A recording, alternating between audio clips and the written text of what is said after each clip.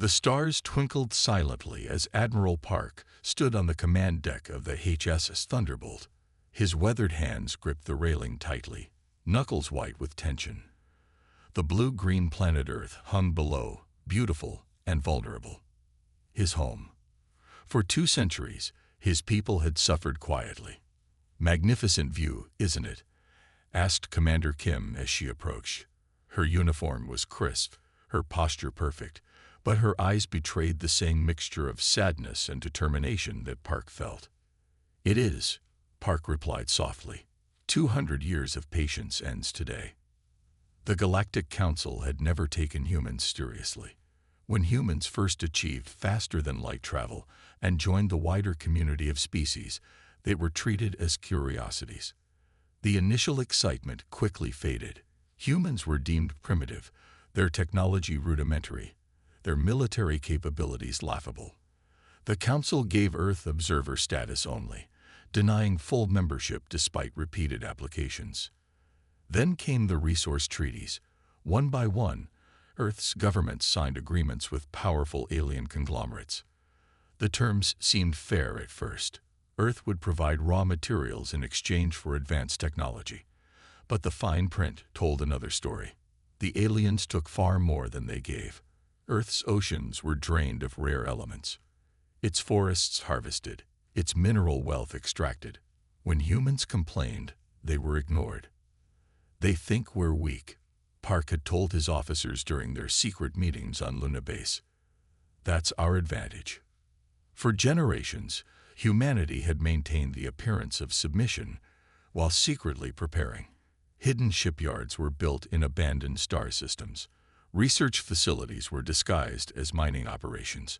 Advanced technologies were developed in secret, using knowledge gleaned from careful observation of alien vessels.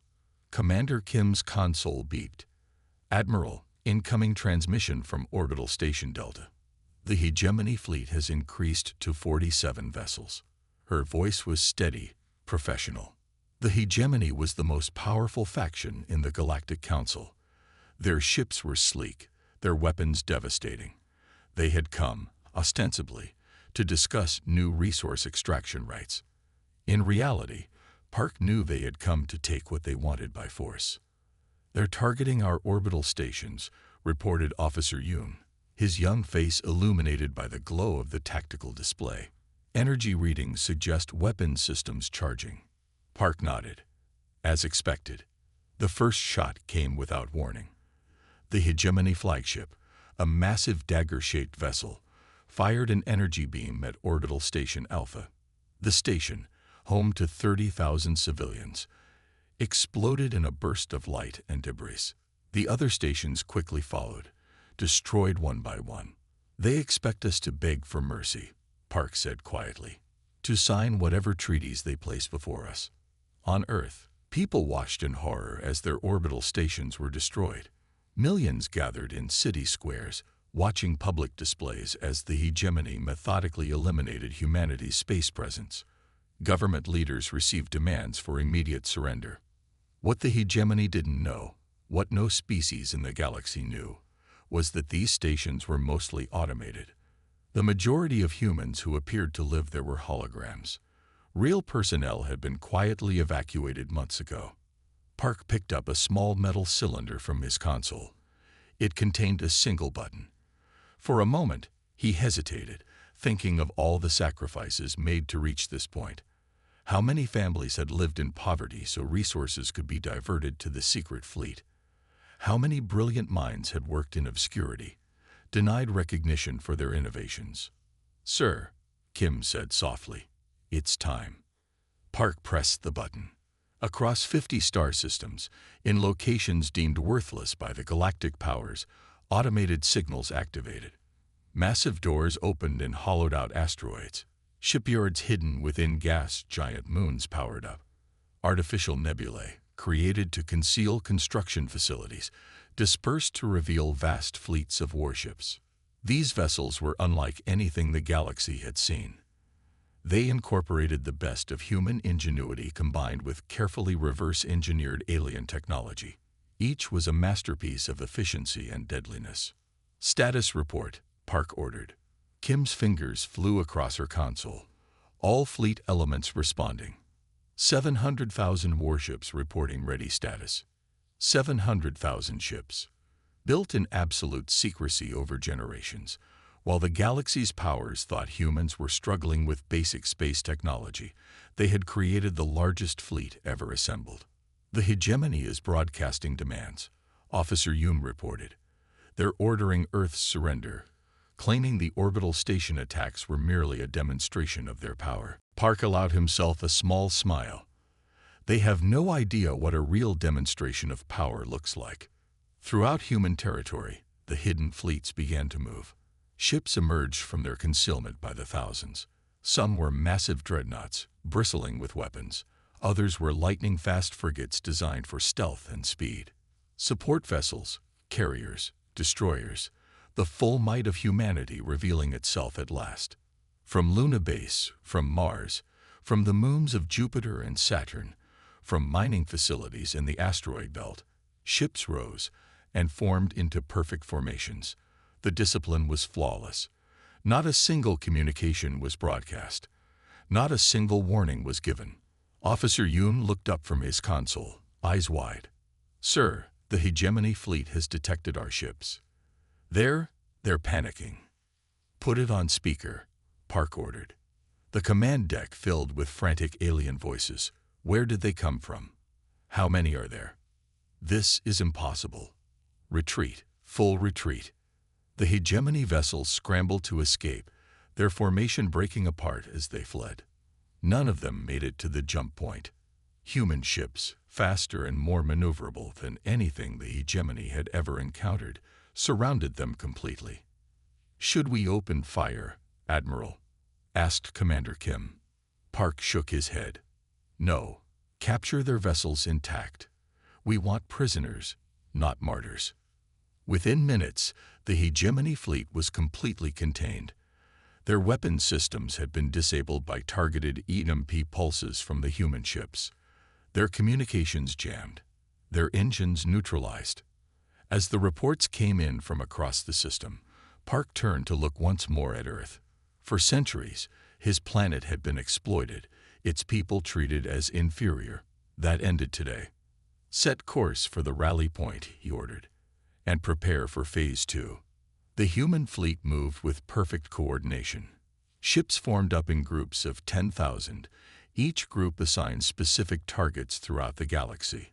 Every major alien homeworld, every strategic position, every trade hub and military installation.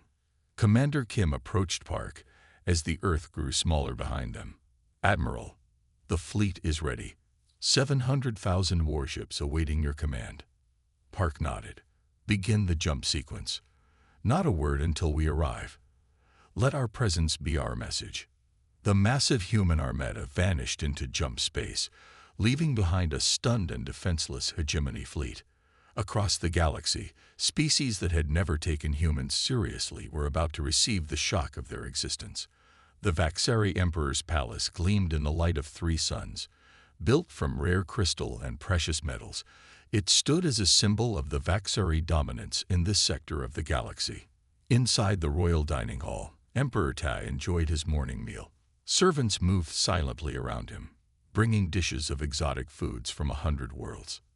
"The sweet fruit from the human colonies is particularly good today," Tab remarked to his chief advisor, who nodded politely. For centuries, the Vaxari had taken what they wanted from the humans. The tribute was always paid without resistance. Humans were weak, their technology primitive. They had no choice but to provide what was demanded of them. The Emperor lifted a golden cup to his lips. At that exact moment, the palace shook. The tremor was slight but unmistakable. Cups rattled against plates. The grand chandeliers swayed. The perfect stillness of the palace was broken. Ta frowned. What was that? Before anyone could answer, the palace shook again, harder this time. A servant dropped a platter. It shattered on the polished floor. "Your Luminance." A group of advisors burst into the dining hall, their faces pale with fear. This was a serious breach of protocol. No one entered the Emperor's presence without permission during meals. What is the meaning of this? Ta demanded, rising from his seat. The chief military advisor stepped forward. Human warships, your luminance. Thousands of them. They've appeared in our atmosphere. Humans. The Emperor laughed. Impossible. Their ships can barely reach their own moon. The advisor activated a holographic display in the center of the room. It showed the sky above the palace. The image made the Emperor's 4 hearts skip a beat. Massive ships hung in the sky, not dozens, not hundreds, thousands. They were unlike any human vessels the Vaxeri had ever seen. Sleek, advanced, and clearly armed with weapon systems the Vaxeri could not identify. They had appeared without warning, bypassing all early detection systems. How? The Emperor whispered. Similar scenes played out across the galaxy. On Traxxas Prime, the ruling council was in session when human ships appeared above their capital city. The Prime Speaker was mid-sentence when an aide rushed in with the news. On the Muldoon homeworld, religious ceremonies were interrupted as shadows fell across ancient temples. Worshippers looked up to see human warships blocking the sunlight. At the great trading hub of Nexus Station, merchants watched in horror as jump points activated simultaneously. Human vessels emerged in perfect formation, surrounding the station from all directions. In every major system, at every strategic location across the galaxy, human warships appeared at exactly the same moment. The timing was perfect, the coordination flawless, and most disturbing of all, not a single system had detected their approach. Back in the Vaxeri Palace, Emperor Tai was rushed to the secure command center deep beneath the palace. Military leaders and government officials gathered around, their usual calm replaced by barely controlled panic. "How many ships?" the Emperor asked. "We've counted over 8,000 in our system alone," replied Defense Minister Jin. "Reports are coming in from across the Empire. They're everywhere. Above every major city, every military base, every mining operation." "Attack them," ordered the Emperor. "Launch our fleet." "We can't," said Jin. "They've positioned themselves to neutralize our planetary defenses. Our ships can't launch without being destroyed." A communications officer raised her hand. "Your luminance, the humans are broadcasting. On all frequencies, in perfect Vaxeri." Ta nodded. "Put it through." A human face appeared on the main screen. A female with dark eyes and a stern expression. "I am Admiral Lee of the Human Defense Fleet. For centuries, we studied you. We learned your weaknesses while you ignored our potential. We do not come for vengeance, yet. We come for recognition." The message was repeating throughout the galaxy, on every world, in every language. Admiral Lee's face appeared on communication systems. The message was identical everywhere. On the Hegemony homeworld, the High Council listened in stunned silence. The humans they had attacked just days before had somehow launched the largest coordinated military operation in galactic history. "How did they build so many ships without us knowing?" asked one council member. "How did they get past our detection systems?" asked another. The Hegemony Admiral had no answers. Back on the Vaxeri throne world, intelligence reports flowed in from across the Empire. "They've established blockades on all major trade routes," reported the intelligence chief. "Every jump point is under their control. But they aren't firing. Not a single shot." Emperor Tai paced nervously. "What do they want?" "They say recognition, but surely they want more. Resources, territory. Unknown, your luminance. They've made no demands beyond the broadcast message." The Muldoon Directorate was the first to test human resolve. They launched fighters against the human blockade. The small craft approached the massive human warships, weapons hot. The human vessels didn't fire. Instead, they simply activated shield technology the Muldoon had never seen before. The fighters' weapons had no effect. When the fighters tried to retreat, they found themselves caught in tractor beams and gently but firmly returned to their bases. Hours passed. The galaxy held its breath. The human ships remained in position, silent and watchful. No demands, no ultimatums, just their presence, a clear demonstration of overwhelming force. In emergency sessions across the galaxy, leaders tried to understand how this had happened. How had humans, considered a minor species, built the largest fleet ever seen? How had they mapped every defense system, every strategic weakness, every vulnerability? And most disturbing of all, how had no one noticed? On the Galactic Council space station, representatives from major species gathered in the emergency chamber. The human seat, a small desk in the back corner, rarely occupied, remained empty. "We must respond with unified force," insisted the hegemony representative. "Show these humans they cannot threaten the established order." "With what fleet?" asked the Traxxas delegate acidly. "They control our orbital spaces. Our ships cannot launch." The Vaxari delegate checked his communication device. "Emperor Ta has received a private communication from the human fleet. They request his presence at a diplomatic meeting. They guarantee his safety." Similar invitations were being received by leaders across the galaxy. One by one, presidents, prime ministers, emperors, and dictators were asked to meet with human representatives. The locations varied, but the message was clear. This was not a request they could refuse. Emperor Tai prepared to board a small transport. His advisors begged him not to go. "It could be a trap, Your Luminance," warned Minister Jin. "If they wanted to kill me, they could have done so already," replied Ta. "They hold all the power right now."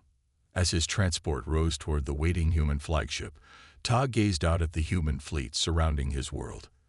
For centuries, the Vaxari had exploited human worlds, taking their resources, treating them as inferiors. Now, the humans had revealed their true strength. What terrified the Emperor most wasn't the size of the human fleet. It was the realization that humans had carefully studied the Vaxari for generations. They knew every defense system, every strength, every weakness. They had been watching, learning, preparing. And the Vaxari had never suspected a thing. As his shuttle approached the massive human warship, Emperor Ta wondered if his empire would survive the coming negotiations. For the first time in his life, he understood what it meant to be truly powerless. The great hall of the Galactic Council buzzed with fear and anger. Built 5 centuries ago, the massive circular chamber had never witnessed such chaos.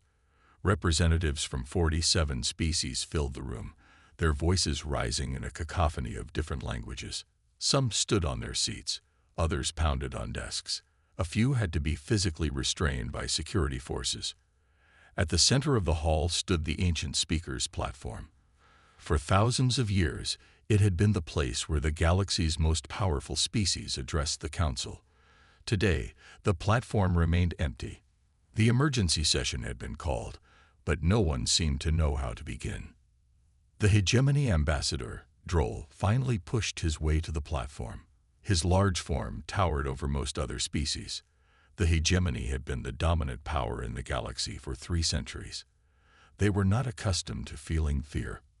"Order," Droll shouted, his voice amplified by the chamber's acoustics. "I demand order." Gradually, the noise subsided.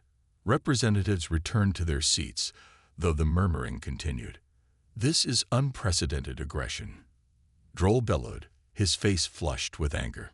"The humans have violated every protocol of civilized behavior. They have threatened peaceful worlds with military force. They have disrupted trade. They have done exactly what you did to them," interrupted the Traxxas representative. "Only better." Fresh arguing broke out across the chamber. In the chaos, few noticed the small delegation that entered through the main doors. 5 humans walked calmly toward their assigned section, a small area in the far corner of the hall, traditionally given to minor species. Ambassador Jun led the human delegation. She wore a simple dark uniform, with no markings of rank or status. Her face betrayed no emotion as she took her seat, ignoring the chaos around her. The other human delegates followed her example, sitting quietly while the galaxy's representatives shouted at each other. It took another 20 minutes for order to be restored. The council director, a neutrally positioned administrator, finally took the platform. "This emergency session will come to order," he announced. "We face an unprecedented situation. Human warships have appeared throughout the galaxy. Major trade routes are blockaded. Many homeworlds are effectively under siege. We must determine an appropriate response." Response. The Vaxari Emperor rose from his seat. His ceremonial robes glittered with precious gems. "What response can we make? Our military forces cannot even leave their bases." More shouting followed. Representatives described the situations on their homeworlds. Human ships surrounded every major planet. Jump points were blocked. No shots had been fired, but the message was clear. The humans controlled movement throughout the galaxy.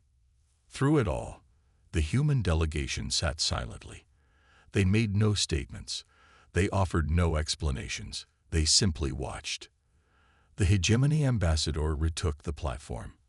"We must stand united against this human aggression.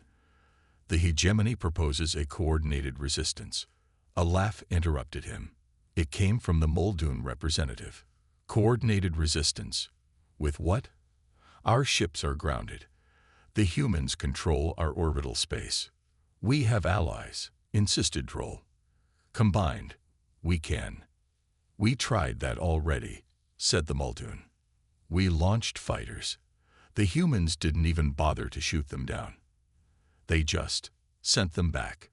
Fear rippled through the chamber. Many species had hoped the Muldoon, known for their military prowess, might have found a weakness in the human blockade. The council director raised his hands for silence. "Perhaps we should hear from the humans themselves." He turned toward the small human delegation. "Ambassador Jun, would you address the council?" All eyes turned to the human section. Ambassador Jun stood slowly. Instead of approaching the central platform, she remained at her seat. This was a deliberate breach of protocol, a clear message that humans no longer accepted their assigned place in the galactic hierarchy. "The human delegation thanks the council for this opportunity to speak," she said. Her voice was calm and measured, yet somehow carried to every corner of the vast hall. "For centuries, humanity has been part of this galactic community. For centuries, we have been exploited, marginalized, and dismissed." "That is not true," shouted the hegemony ambassador. "Humans have been treated according to their developmental level, like all species." Jun smiled slightly. "Have we?"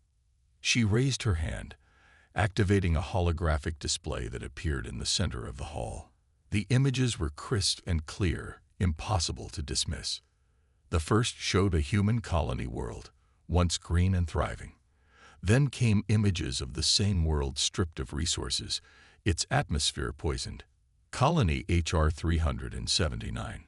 Treaty of 2287 guaranteed limited resource extraction. Within 3 years, the planet was uninhabitable. 12,000 humans died. More images followed. A hegemony fleet destroying human settlements on the edges of claimed space. Vaxari corporations forcing humans to work in deadly mining operations. Trade agreements showing humans receiving a fraction of fair value for their resources. "For 300 years, we documented everything," Jun continued. "Every treaty violation. Every attack on our colonies. Every instance of exploitation. The images kept coming. Hundreds of them. Thousands. An undeniable record of injustice, spanning centuries." "You mistake patience for weakness," Ambassador Jun said. "Humanity is not weak. We never were. We were gathering information, learning, building, preparing." The hologram changed to show the human fleet now positioned throughout the galaxy. The ships were beautiful in their deadly efficiency. "Our terms are simple," Jun continued. "Full recognition of human sovereignty, reparations for past violations, and seats on the council commensurate with our actual status." The chamber erupted again. Some representatives shouted that they would never submit to human demands. Others called for immediate negotiations. A few simply sat in stunned silence, finally understanding the full extent of the situation. The Muldoon representative, a small but fierce individual known for direct speech, waited for the noise to subside. Then he leaned forward in his seat. "And if we refuse?" Ambassador Jun did not answer immediately. Instead, she activated another hologram. This one showed human ships deploying technologies most in the room had thought impossible or merely theoretical. A small moon was gently moved from its orbit, its gravitational field contained and manipulated with ease. A dead star's matter was converted into energy through a process no other species had mastered. A targeted gravity wave disabled a weapons platform without destroying it. Most shocking of all, a controlled demonstration of stellar manipulation. A small, uninhabited star flared and dimmed at the command of a human vessel. "By the ancestors," whispered the Traxxas representative. "They can control stars." John allowed the display to continue for another minute before deactivating it. The chamber was completely silent now. No shouting, no arguments, just the heavy weight of realization. "We don't want war," she said. "We never did." She sat down. The human delegation remained perfectly still as the council struggled to process what they had just seen. The hegemony ambassador, his earlier bluster gone, was the first to speak. "These demonstrations, they could be fabricated, mere illusions." "They are not," said the Vaxari Emperor. His voice was quiet but carried through the silent chamber. "I have seen their capabilities firsthand. The humans showed me similar demonstrations when I met with their fleet admiral." One by one, other leaders confirmed they had witnessed human technological capabilities. The evidence was overwhelming. Humanity had advanced far beyond what anyone had believed possible. "How?" asked the council director. "How did you develop these technologies without anyone knowing?" Ambassador Jun stood again. "When you believe someone is beneath you, you do not watch them carefully. When you dismiss someone as primitive, you do not notice when they study your weaknesses. When you exploit someone without fear of consequences, you do not expect them to remember every injustice." The council chamber remained silent. For the first time in its long history, the great powers of the galaxy faced a force they could not intimidate, could not bribe, and could not defeat. "We will take a recess," the council director finally announced. "Representatives should consult with their governments. We will reconvene in 6 hours to discuss the human terms." As the representatives filed out, many glanced nervously at the human delegation.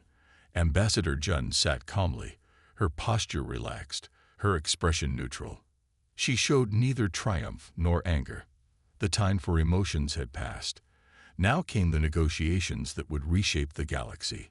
High Commander Drex paced the war room of the Hegemony Command Center. The large circular chamber was filled with military officers, their faces grim in the harsh light. Screens covered the walls, showing human warships positioned throughout hegemony space. The ships had not moved in 3 days. They had not communicated. They simply waited. "This is intolerable," Drex said, his voice echoing off the metal walls. "The hegemony has stood for 300 years. We will not surrender to humans." Around the galaxy, most civilizations had already accepted human terms. The Vaxari Empire signed a peace treaty within hours of the council meeting. The Traxxas Confederation followed soon after. Even the proud Muldoon had agreed to negotiations, but not the hegemony. Never the hegemony. "The humans show impressive coordination," said General Min cautiously. "Their fleet movements suggest advanced tactical systems." Drex stopped pacing and glared at Min. "They're bluffing," he insisted. "No species could hide such advancement. These are smoke and mirrors, clever deceptions."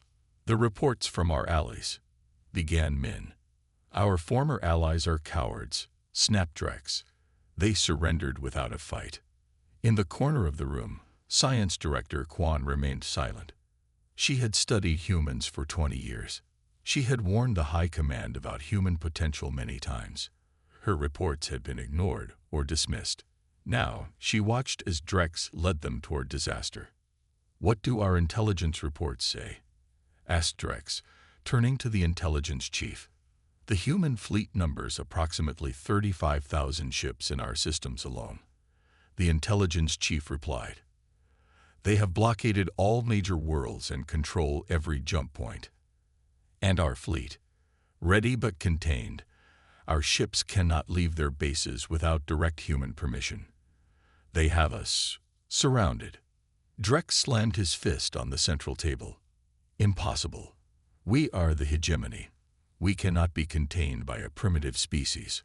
On the command deck of the HFY Righteous, Admiral Song watched the hegemony deliberations with mild interest. Hidden surveillance devices placed throughout the hegemony command center decades ago provided perfect audio and visual feeds.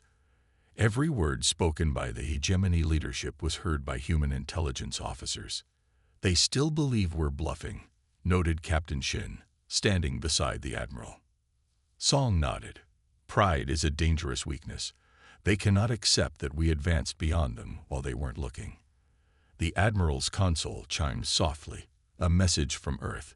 He read it quickly and turned to his communications officer. Send a message to the Hegemony High Command. One line only. Final opportunity for peaceful resolution.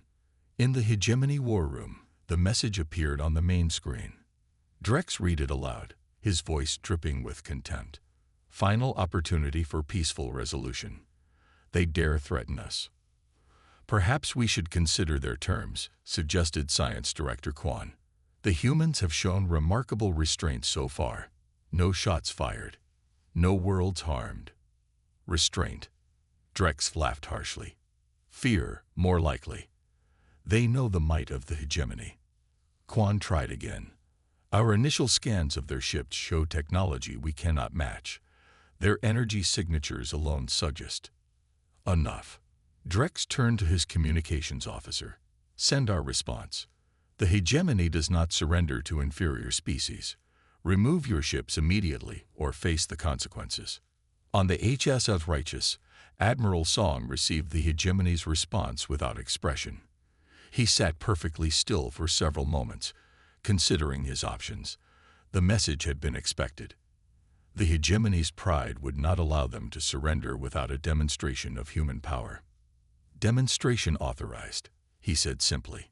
Captain Shin nodded and transmitted coded orders to a small group of specialized ships positioned near Toral, an uninhabited moon in the hegemony system. The moon was small, rocky, with no strategic value. It had been chosen carefully for what was about to happen. In the hegemony war room, alarms suddenly blared. Officers rushed to their stations, checking readings and reports. What's happening? Demanded Drex. Energy spike near Toral, reported the sensor officer. Massive power readings from 5 human vessels. Show me, ordered Drex. The main screen switched to a live feed from a monitoring station near Toral. 5 human ships had moved into position around the small moon. They were unlike the larger warships seen elsewhere, sleeker, with strange projections extending from their hulls. What are they doing? Asked Drex. Science Director Quan moved closer to the screen, her eyes wide. Those are matter conversion engines, she whispered. But the energy requirements would be. She never finished her sentence. On the screen, beams of blue-white energy connected the 5 human ships. The energy net expanded, engulfing Toral. The moon shimmered for 3 seconds before dissolving into its constituent atoms, not destroyed in an explosion, but perfectly disassembled. Where Toral had been, there was now only a glowing cloud of perfectly separated elements. Silence fell over the war room. No one spoke. No one moved. On the screens, the cloud of atoms that had once been a moon hung in space, a perfect demonstration of technology the hegemony had considered theoretical at best. Impossible, Drex whispered, his voice barely audible. Science Director Quan found her voice first. They didn't destroy it. They disassembled it at the atomic level. The energy control alone. She shook her head in wonder. We are centuries from such technology. The communications console chimed. Another message from the human fleet. The hegemony has witnessed a small demonstration of human technological capabilities. We await your reconsideration. The message appeared on screens throughout the hegemony. Not just in the war room, but on every planet, in every city, in every home. The humans had bypassed all communication security protocols with ease. News of the demonstration spread quickly. Within hours, hegemony provincial governors began contacting the High Command. Some declared their intention to surrender immediately. Others demanded a new strategy. Internal divisions fractured the hegemony leadership. "We cannot fight this," said General Min, all pretense of confidence gone. "Did you see what they did? They didn't just destroy Toril. They took it apart with surgical precision." Drex stood at the window of the war room, staring out at the night sky where human ships were visible as bright points of light. His life had been dedicated to hegemony supremacy.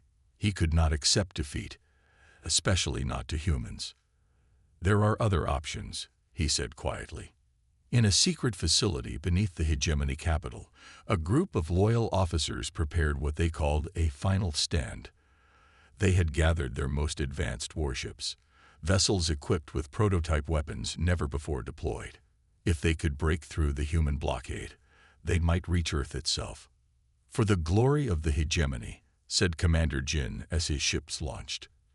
20 vessels, each carrying enough firepower to destroy a small planet. They rose from hidden bases, accelerating rapidly toward the human blockade. Admiral Song watched the hegemony ships approach. His sensors had detected their launch preparations hours earlier. There were no surprises in this conflict. "They're charging weapons," reported Captain Shin. "Readings suggest Nova-class energy weapons." Song nodded. "Let them fire. No evasive action." The hegemony ships unleashed everything they had. Beams of destructive energy lanced toward the human vessels. Missiles carrying antimatter warheads accelerated to near-light speed. Gravity weapons designed to crush enemy hulls activated simultaneously. And nothing happened. The weapons, considered the most advanced in the galaxy, dissipated harmlessly against invisible barriers surrounding the human ships. Energy beams were absorbed. Missiles vanished. Gravity weapons had no effect. The human vessels didn't even move from their positions. "Response?" asked Captain Shin, her finger hovering over the weapons controls. Admiral Song watched the hegemony ships for a moment longer. Their weapons had gone silent. Their engines were at full power as they attempted to retreat. Their communications broadcasted frantic distress calls. "No further demonstrations," ordered Admiral Song as his gunners awaited orders. "They understand now. Instead of destroying the hegemony vessels, human ships simply enveloped them in containment fields. The captured ships were gently returned to their bases, like misbehaving children sent to their rooms. Within hours, the remaining hegemony provinces surrendered unconditionally. High Commander Drex was removed from power by his own officers. The hegemony, for 3 centuries the dominant force in the galaxy, accepted all human terms without further resistance. On the command deck of the HSS Righteous, Admiral Song received confirmation of the hegemony surrender with quiet satisfaction. Not a single life had been lost.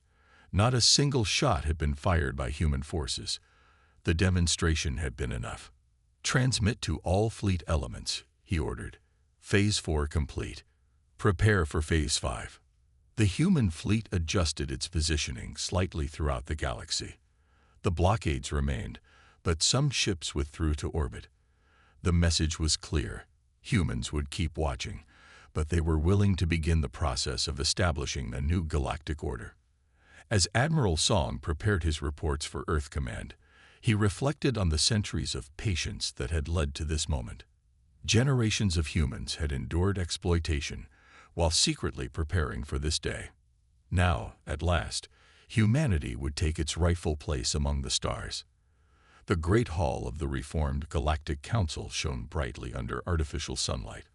Once a place of rigid hierarchy, where powerful species dominated and minor ones were ignored, the chamber had been redesigned. Now all seats were equal, arranged in a perfect circle.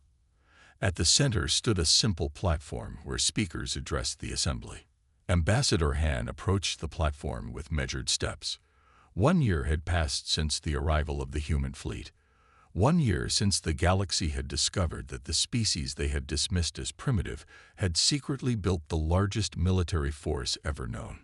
Delegates of the Council, Han began, her voice clear and confident. Today marks the completion of the transition period established by the Earth Accords. All signatories have fulfilled their initial obligations. A new era truly begins. Representatives from 87 species listened attentively. Many were new to the Council. Species previously denied representation now sat alongside former powers. The hegemony delegation, once dominant, now occupied the same space as everyone else. Humans never sought to rule, Han continued, gesturing to the redesigned chamber around them. We sought to be treated as equals, to participate fully in galactic affairs, to contribute our unique perspective. The past year has shown what is possible when all species are valued. Her words were not mere diplomacy. The changes across the galaxy had been substantial but measured. Human diplomatic teams had worked carefully to establish new frameworks for cooperation. Trade routes reopened under fair terms. Resource extraction treaties were rewritten to benefit all parties. Scientific knowledge was shared more openly. In orbit above major worlds, human warships remained. Their numbers had been reduced. Many had returned to hidden bases throughout human space, but their presence served as a reminder. The human fleet had appeared from nowhere once. It could do so again. Outside the council chamber, in a small garden designed for private conversations, Admiral Park stood beside a reflecting pool. His weathered face had gained new lines over the past year. Overseeing the galaxy's transformation was exhausting work. Admiral Park. Park turned to see the Vaxari Emperor approaching. Unlike a year ago, when he had worn elaborate ceremonial robes to display his status, the Emperor now dressed simply. The Vaxari had adapted quickly to the new reality. Emperor Te, Park bowed slightly. I'm pleased you could attend today's session. I would not miss it, replied Ta. The 1-year anniversary of the Earth Accords is significant for my people. The two leaders stood in silence for a moment, watching small fish swim in the pool. Once bitter enemies, they had developed a cautious working relationship over the past year. Your ambassador Han speaks well, said Ta finally, but I must ask something that has troubled me since the beginning. Please do. We could have conquered you, Ta said bluntly. For centuries, the Vaxari took what we wanted from human worlds. We treated you as inferiors. I, authorized actions that caused suffering to your people. Park nodded. Yes. And then you revealed your true power. You could have destroyed us, enslaved us, taken everything from us, as we did to you. Ta looked directly at Park. Then why didn't you? Park considered the question carefully. It was not the first time he had been asked this. Many species struggle to understand human restraint. Because domination through fear creates only temporary empires, the Admiral replied. History taught us this. Earth's own past is filled with empires that rose through conquest and fell through rebellion. We didn't build our fleet to conquer the galaxy. We built it to ensure we would never need to. Tay's expression showed he did not fully understand. But the power you held. Power should serve purpose, said Park. Our purpose was to secure our place among the stars. To be recognized. To be treated fairly. To achieve that through conquest would have undermined everything we believed in. In a distant star system, far from the political center of the galaxy, Captain Yoon supervised the installation of atmospheric processors on a small world. Once a thriving colony, the planet had been poisoned by industrial waste from a hegemony mining operation. Now, human technology was helping restore it. The air quality is improving faster than projected, reported a young engineer. Another 2 months, and it will be safe for settlement. Yoon nodded approvingly. Good. The refugees can return home sooner than expected. Similar scenes played out across hundreds of worlds. Former adversaries cautiously became allies as humans selectively shared technologies that enhanced climate repair, medical advancement, and sustainable energy. The technologies were carefully chosen. Nothing that could be weaponized, but much that could improve lives. On the Muldoon homeworld, human medical teams worked alongside local doctors to combat a plague that had devastated outer colonies. On Traxxas Prime, human engineers helped redesign power systems to reduce dependence on rare minerals. The pattern repeated throughout the galaxy, humans offering help without demanding submission. Not all accepted the new order. In hidden bases and secret meetings, resistance groups formed. Some were led by those who had lost power, others by those who simply feared human intentions. Their numbers were few, their resources limited, but their determination was strong. Human intelligence monitored these groups carefully. Admiral Song, now head of fleet security, received daily reports on potential threats. "Should we take action against the hegemony resistance cell on Proxima II?" asked his aide. Song shook his head. "Not yet. Watch them. Learn from them.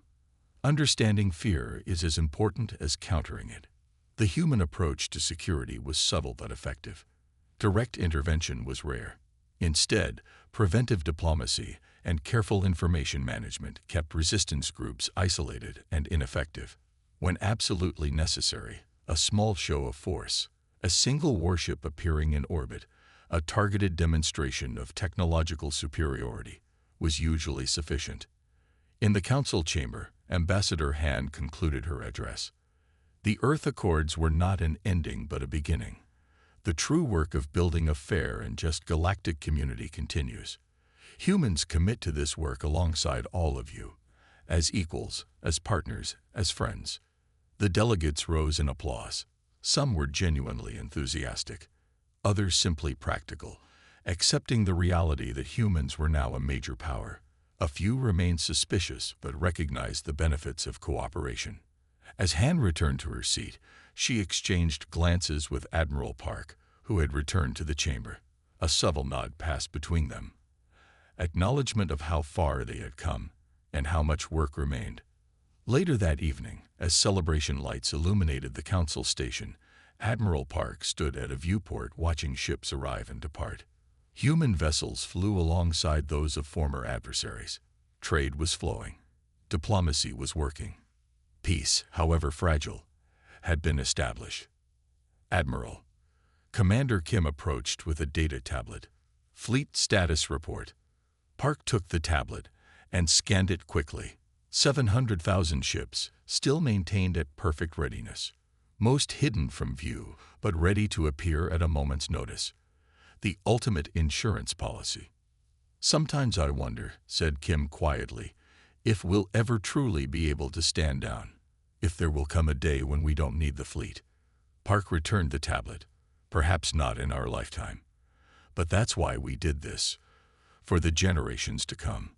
So they might live in a galaxy where strength doesn't have to be hidden to be respected." Across thousands of worlds, species that had once dismissed humans as barely sentient now looked to the stars with newfound respect and just the right amount of healthy fear.